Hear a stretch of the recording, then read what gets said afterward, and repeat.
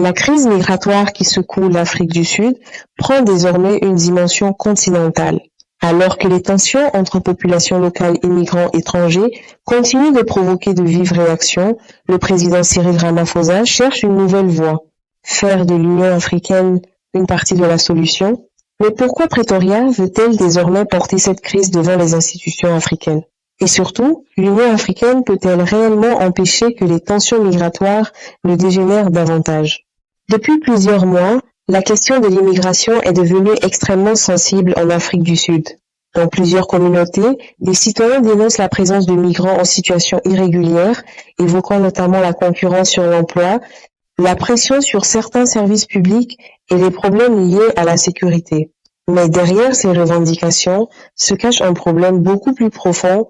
Les violences et les discours hostiles visant des ressortissants africains ont commencé à provoquer des tensions diplomatiques avec plusieurs pays du continent.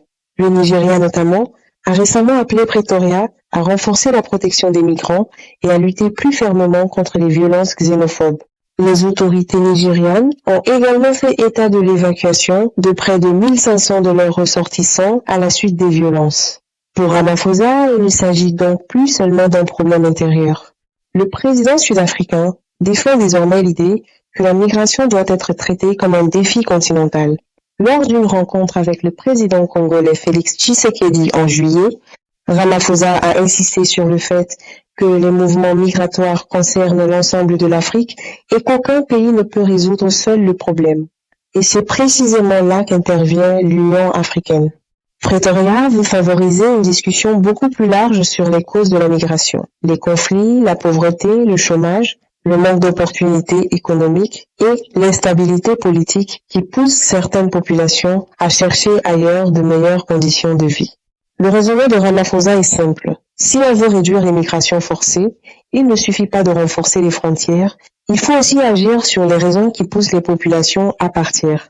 Le président sud-africain l'avait déjà clairement expliqué en juin, la migration ne peut pas être combattue uniquement par des mesures de contrôle et d'expulsion. Selon lui, l'Afrique doit créer davantage de paix, de croissance économique et d'opportunités afin que les populations puissent choisir de rester dans leur pays plutôt que de partir par nécessité. Mais Pretoria ne renonce pas pour autant au contrôle de ses frontières. Le gouvernement sud-africain affirme vouloir renforcer les contrôles contre l'immigration irrégulière, intensifier les inspections et lutter contre les employeurs qui recrutent des travailleurs sans statut légal. Un système de gestion migratoire plus moderne est également prévu, avec davantage de technologies et de données biométriques. Le message de Ramaphosa repose donc sur deux fronts. D'un côté, renforcer l'autorité de l'État et faire respecter les lois sud-africaines. De l'autre, convaincre les autres pays africains de prendre leur part de responsabilité dans la gestion des flux migratoires. Car pour Pretoria, il serait impossible de régler durablement le problème si les pays d'origine des migrants ne participent pas eux aussi à la recherche de solutions. Et cette approche semble désormais gagner du terrain. Fin juillet, l'Afrique du Sud a annoncé que l'Union africaine soutenait l'idée d'une discussion plus large sur les questions migratoires à l'échelle du continent. Cette discussion pourrait notamment aborder les violences xénophobes et les causes profondes des tensions migratoires.